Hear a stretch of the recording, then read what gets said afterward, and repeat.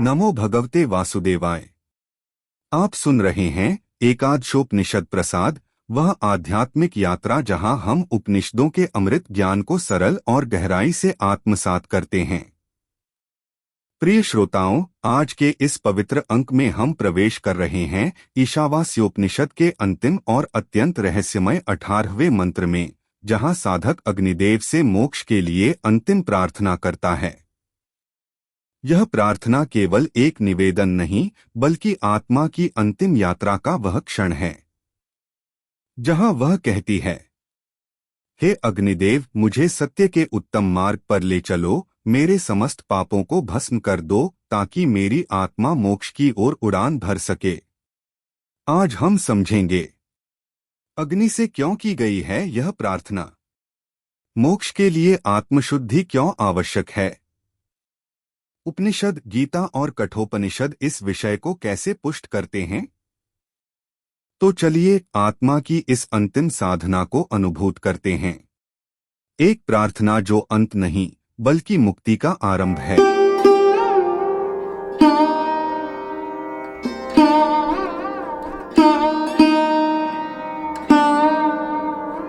नमस्कार और हमारी आज की इस विशेष चर्चा में स्वागत है।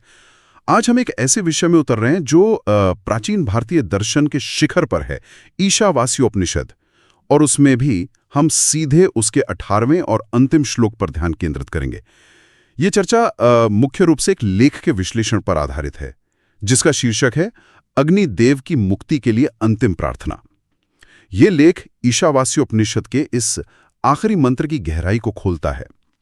हमारा उद्देश्य आज इस प्रार्थना के मर्म को समझना है। ये प्रार्थना सीधे अग्निदेव को संबोधित है। हम इसके प्रतीकवाद, इसके गहरे अर्थ और आत्मा की अंतिम यात्रा, जिसे मोक्ष कहते हैं, उसके लिए इसके महत्व को टटोलेंगे। ये सिर्फ एक श्लोक नहीं, बल्कि एक पूरी साधना का सार लगता है। और दिलचस्प बात यह है कि ये श्लोक अपने आप में आत्मा की परम यात्रा के लिए मार्गदर्शन की एक बहुत ही मार्मिक पुकार है। तो चलिए इस पर विस्तार से बात करते हैं। सबसे पहले मैं मूल श्लोक का पाठ करता हूं। अग्ने नहे सुपथा राये अस्मान, विश्वानी देव व यूनानी विद्वान, योयस्मत् जुहुर्रणमेनो भूयिष्ठान्ते नम उक्तिम विधेम 18। जैसा कि मैंने कहा, ये ईशावास्योपनिषद का अंतिम श्लोक है। एक प्रार्थना सीधे अग्निदेव से। यहां से हमारी पड़ताल शुरू होती है। बिल्कुल, ये श्लोक अपने आप में बहुत संक्षिप्त है, पर अर्थ की दृष्टि से अत्यंत व्यापक है। अगर हम इसके शब्दों को खोलें तो पूरी प्रार्थना का ढांचा सामने आ जाता है। पहला चरण है अग्नि नया सुपथा राये अस्मान। अग्नि, हे अग्निदेव, नया ले चलो, मार्गदर्शन करो, अस्मान हमें यानी साधक की आत्मा को, सुपथ उत्तम मार्ग पर, सही रास्ते पर, और राय, यहाँ राय का अर्थ वो दौलत नहीं बल्कि आध्यात्मिक समृद्धि, ज्ञान और परम कल्याण है। तो साधक कह रहा है, हे अग्निदेव, हमें उस उत्तम मार्ग पर ले चलो जो आध्यात्मिक समृद्धि और सत्य की ओर जाता है। और ये सुपथ या उत्तम मार्ग, उपनिषदों में इसे अक्सर सिर्फ नैतिक मार्ग ही नहीं बल्कि ज्ञान का मार्ग, आत्मज्ञान का मार्ग भी कहा गया है ना? यानी वो रास्ता जो हमें हमारे वास्तविक स्वरूप तक ले जाए। बिल्कुल सही। सुपथ का अर्थ यहाँ केवल सदाचार का मार्ग नहीं, बल्कि वो सीधा, सरल, प्रकाशमय मार्ग है जो भ्रम और अज्ञान से परे परम सत्य तक ले जाता है। और राय, वो आध्यात्मिक संपदा, इसी सत्य की प्राप्ति है। ये भौतिक कामनाओं से बहुत ऊंची प्रार्थना है। फिर आता है विश्वाणी देव व्योनानी विद्वान। देव, हे प्रकाश स्वरूप देव। विश्वाणी, व्योयोनानी सभी मार्गों, कर्मों, ज्ञान और यहाँ तक कि हमारे जो जटिल इरादे होते हैं उनको भी। विद्वान, आप जानने वाले हैं। यहाँ अग्निदेव को केवल प्रकाश या ऊर्जा का स्रोत नहीं बल्कि सर्वज्ञ माना जा रहा है। वो जो हमारे हर कर्म, हर विचार, हर छुपी हुई मंशा को जानते हैं। ये सर्वज्ञता का पहलू दिलचस्प है। अग्नि सिर्फ बाहरी यज्ञ की ज्वाला नहीं, बल्कि एक साक्षी चेतना है जो हमारे अंदर बाहर सब कुछ जानती है। ये समझ शायद प्रार्थना के अगले हिस्से के लिए और महत्वपूर्ण हो जाती है। निश्चित रूप से, क्योंकि जब आप मानते हैं कि सामने वाला सब जानता है, तभी आप पूरी ईमानदारी से अपनी कमजोरियां स्वीकार कर सकते हैं और वही अगले चरण में होता है, ययोध्यस्मज्जुहुराण मेनो, अस्मत् हमसे, जुहुराणा मेनो कुटिल कपटपूर्ण पाप या दोष। ये केवल सामान्य गलतियां नहीं, बल्कि वो टेढ़े मेढ़े भटकाने वाले दोष हैं जो हमें सत्य के मार्ग से दूर ले जाते हैं। ययोधि, दूर करो, नष्ट कर दो। अच्छा, तो ये सिर्फ पापों की क्षमा याचना नहीं, बल्कि उन आंतरिक जटिलताओं, उन कुटिल प्रवृत्तियों को जड़ से उखाड़ने की प्रार्थना है जो हमें बांधे रहती हैं। जुहुराणम शब्द का ये अर्थ कुटिल या टेढ़ा इसे और गहरा बना देता है। ये वो गांठें हैं जिन्हें खोलना जरूरी है सुपथ पर चलने के लिए। हाँ बिल्कुल, उपनिषदों का मूल संदेश ही यही है कि आत्मा स्वभाव से शुद्ध है, लेकिन इन एंस्कीज यानी दोषों और अज्ञान के कारण वो अपने स्वरूप को भूली हुई है। इन बाधाओं को हटाना ही मुक्ति की प्रक्रिया है। इसीलिए ये याचना इतनी महत्वपूर्ण है, हमसे इस कुटिलता को, इस भटकाव को दूर करो।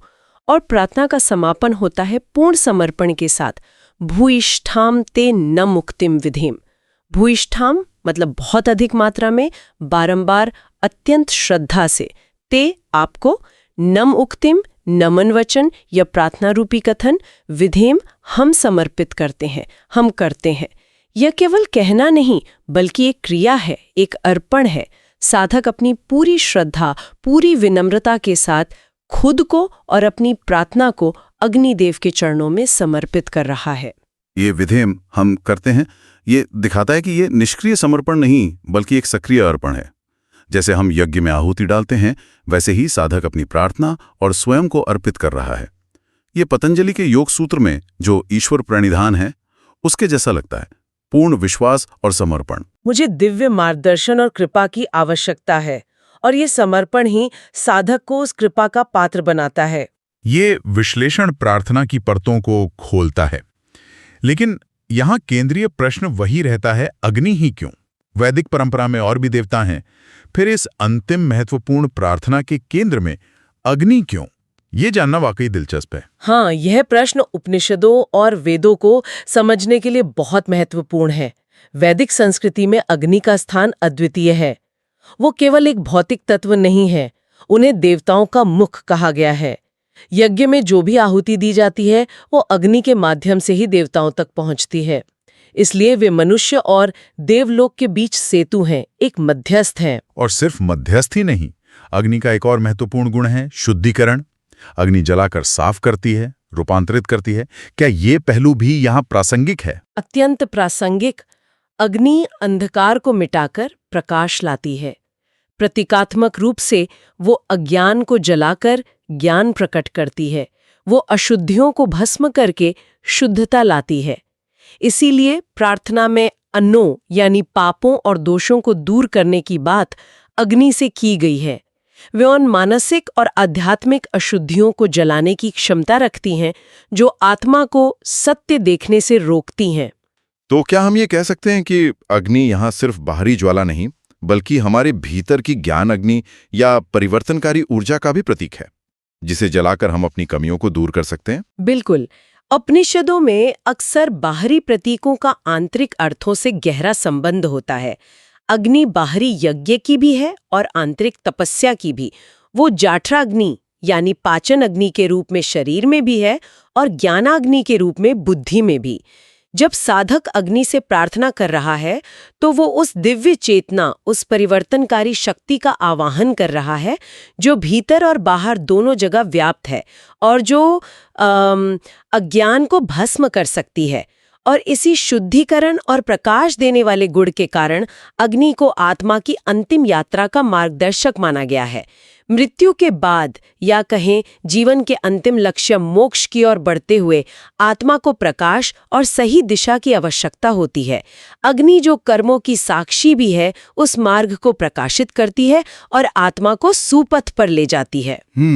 तो ये अंतिम यात्रा जिसका जिक्र हुआ, ये सिर्फ शरीर छोड़ने का क्षण नहीं है, बल्कि आत्मा की अपने मूल स्रोत में वापस लौटने की पूरी प्रक्रिया है। तक के लिए प्रार्थना में स्पष्ट रूप से 3 चीजें मांगी गई हैं: सही मार्ग, सुपथ, उस मार्ग पर चलने के लिए आवश्यक शुद्धि, एनों का नाश, और ये सब संभव बनाने वाला दिव्य मार्गदर्शन अग्नि द्वारा।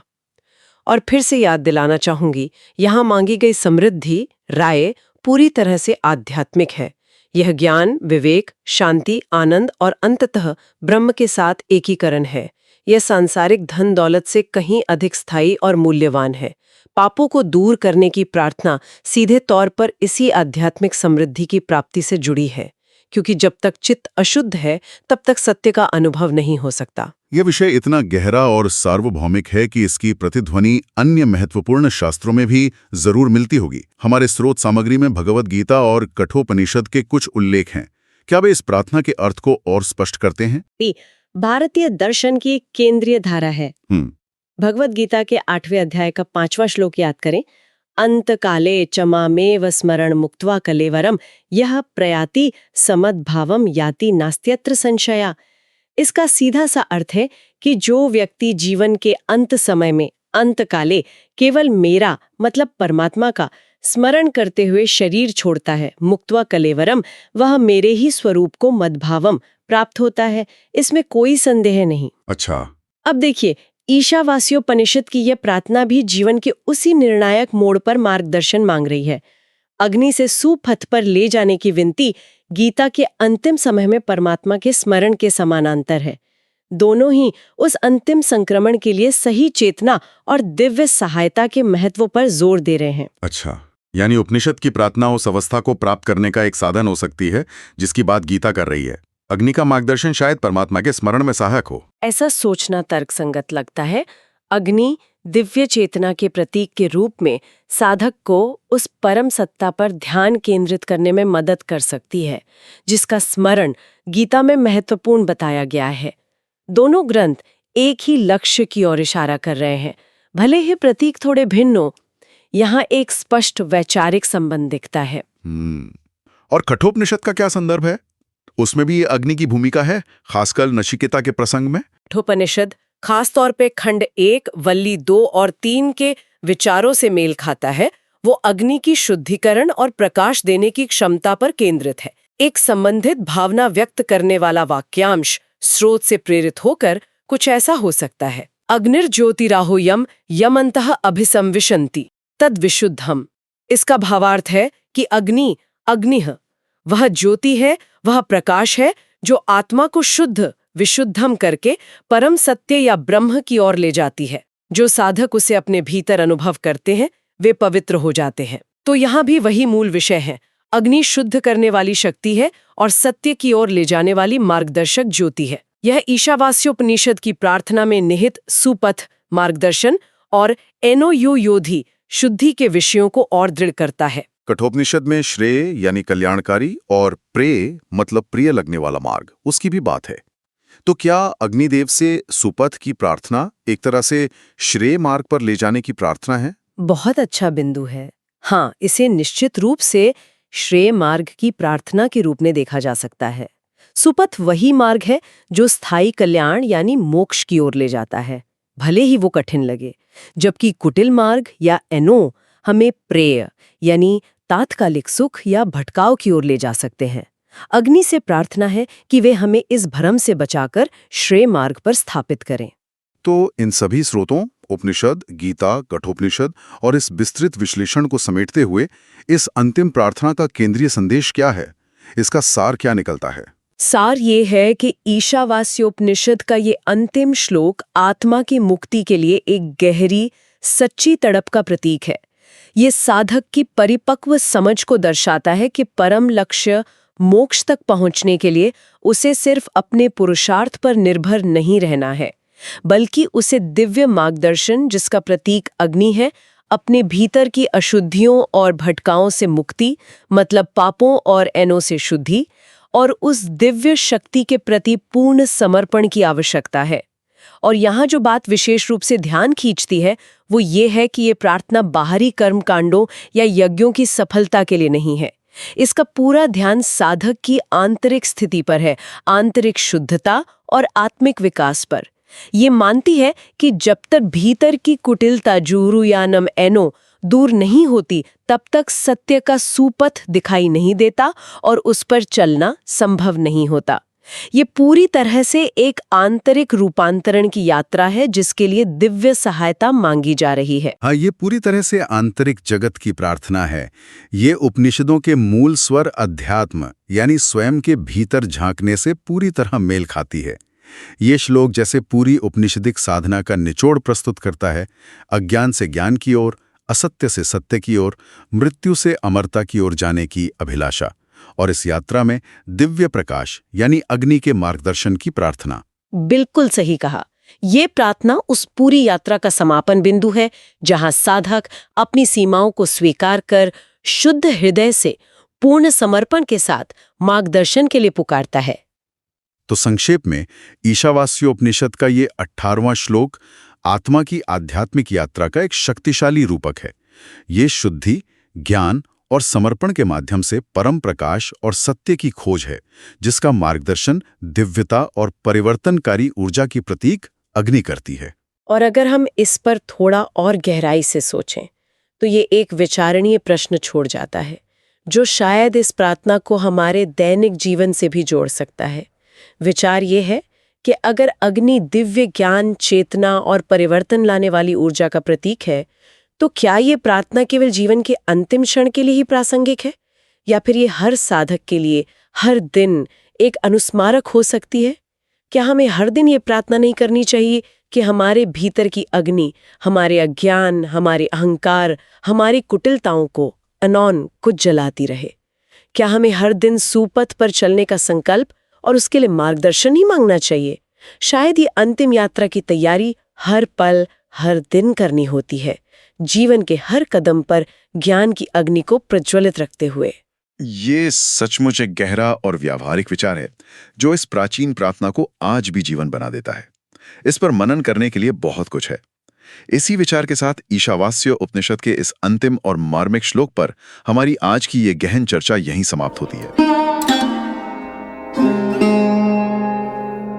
प्रिय साधकों, आज हमने ईशावास्योपनिषद के माध्यम से उस पवित्र क्षण का साक्षात्कार किया जब आत्मा देह त्याग के द्वार पर खड़ी होकर अग्नि से मार्गदर्शन, शुद्धि और मोक्ष की प्रार्थना करती है। यह मंत्र हमें सिखाता है, जीवन का उद्देश्य केवल जीना नहीं, शुद्ध होकर मुक्त होना है।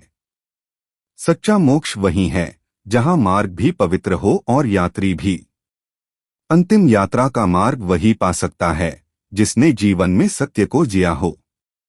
आत्मशुद्धि, सत्य साधना और अंतःकरण की अग्नि, यही हमारे मोक्ष का मार्ग आलोकित करती है। आपसे निवेदन है, इस आध्यात्मिक ज्ञान यात्रा से जुड़े रहें। पॉडकास्ट को फॉलो करें और चेतना संवाद यूट्यूब चैनल को सब्सक्राइब करें ताकि उपनिषदों का यह अमृत ज्ञान आप तक निरंतर पहुंचता रहे। मिलते हैं अगले प्रसंग में। तब तक के लिए अग्नि हमें पवित्र करे, ज्ञान हमें मुक्त करे।